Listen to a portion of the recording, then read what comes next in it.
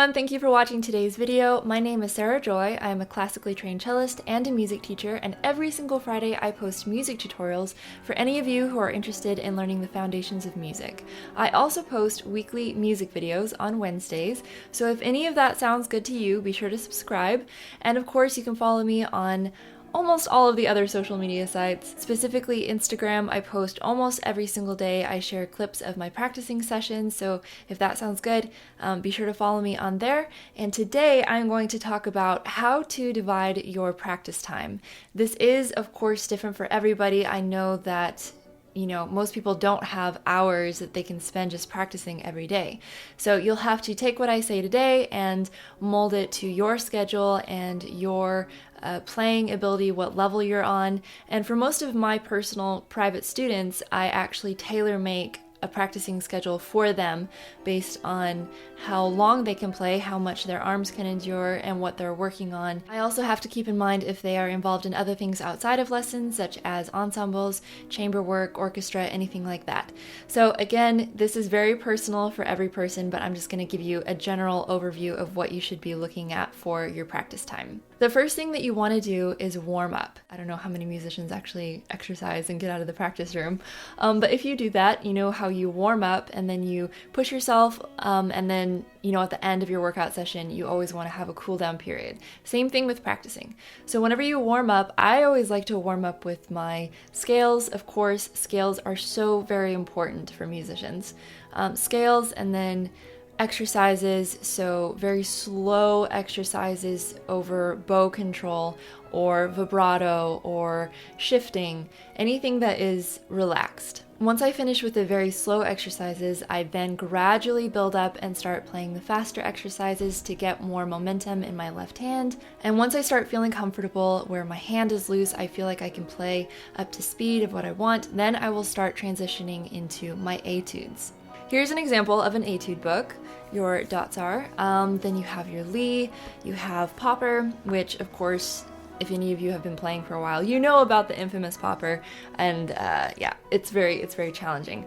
But work your way slowly through those etude books. Take apart the etudes piece by piece, and then gradually run through the whole thing. Increase the speed.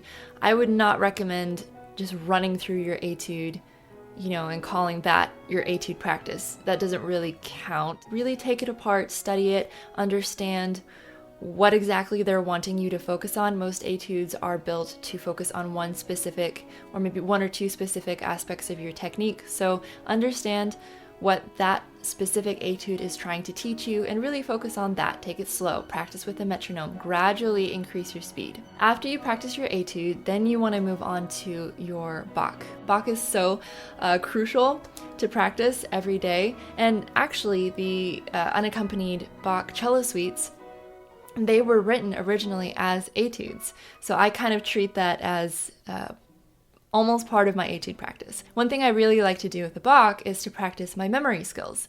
So as I go through, I memorize it, and Bach is actually quite challenging to memorize, so that's why I use it for that specific skill. If you try that every day, just taking line by line, circling the important notes that are going to help you kind of remember exactly where you are, your staple notes, then you'll be surprised how much more quickly you can memorize other pieces by just memorizing Bach every single day. The next part of your practice session should focus on your repertoire. So what will you be performing at your next performance?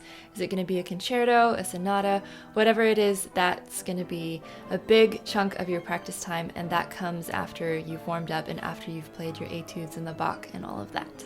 After practicing your repertoire, well, okay, so hypocritical, because I really don't practice chamber music much or orchestra music much at all. But if that is a very large part of your career, it's definitely good to practice, of course, so that you're prepared for rehearsals. After that, you want to, like I said before, do a cool down. So whatever you need to do to just relax and get back to a slower speed. Once that's done, you have had a very good, productive practice day. And of course, again, this is different for everyone. Maybe I left out some things that other people work on. I'm not sure. This is just what I've been taught and what I currently do. Last two things I want to say.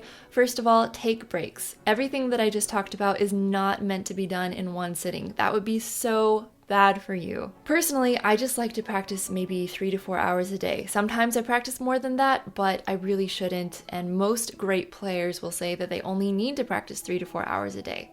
I'm not bragging, not saying I can get away with less practice than other people. I'm just saying that 3 to 4 hours is really all you need to have a good, productive practice day. And then, of course, the last thing I want to say is to change things up every once in a while. Don't just go through the exact same routine every single day. I'll just add a different element. I will maybe reverse things, within each category. I'll just switch things around a little bit. And that keeps me interested and it keeps things fresh for me. That is all that I have for you today. If you have any other questions related to music, you can put that in the comment section below. Also, if I left anything out of today's video, you can also put that in the comment section. And as always, love what you do, practice well, share it with others, and I will see you next week.